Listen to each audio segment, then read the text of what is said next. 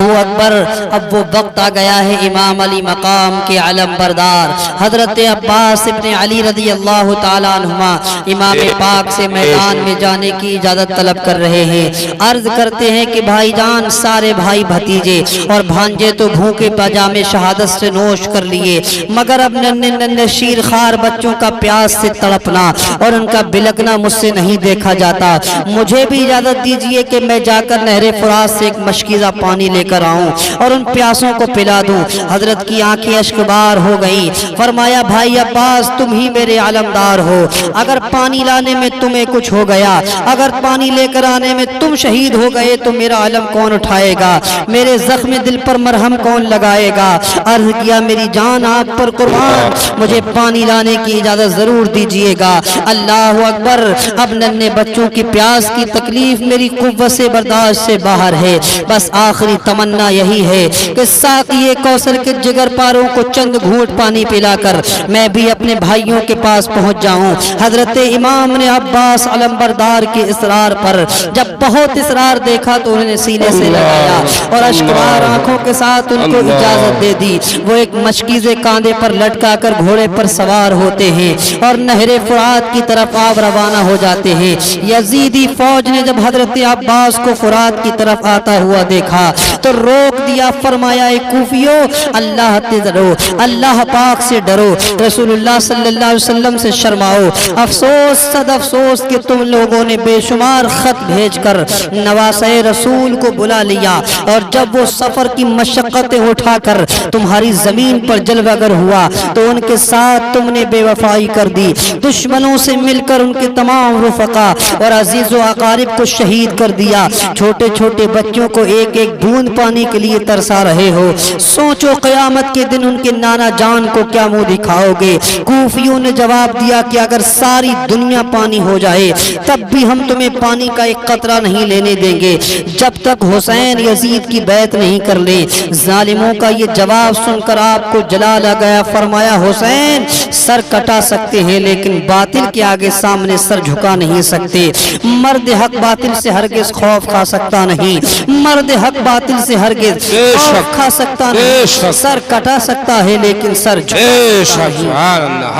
پھر حضرت عباس شیر کی طرح ان پر جھپٹ پڑے اور تلوار دھواں دار چلانے لگے، یہاں تک کہ بہت سے دشمنوں کو موت کی نیند سلاتے ہوئے فرات کے قریب پہنچ گئے۔ پانی کے کنارے والی فوج نے جب آپ کو دیکھا تو آہنی دیوار بن گئی، مگر شیر خدا کا شیر مارتے کاٹتے دشمنوں کے صفوں کو چیرتے پھاڑتے آگے بڑھا اور گھوڑے کو فرات میں داخل کر دیا۔ فرمایا، بھرا اور مشکیزہ بھرا اور ایک چلو ہاتھ میں پانی لے کر آپ نے پینا چاہا۔ ننھے بچوں کی پیاس کا تڑپنا اور ان کا پیاس سے بلکنا آپ کو یاد آ گیا۔ آپ کی غیرت ایمانی نے یہ گوارا نہ کیا کہ ساقی کوثر کے دلارے اور علی کی فاطمہ کے جگر پارے تو پیاس میں تڑپے اور ہم سیراب ہو کر یہاں پانی پی لے۔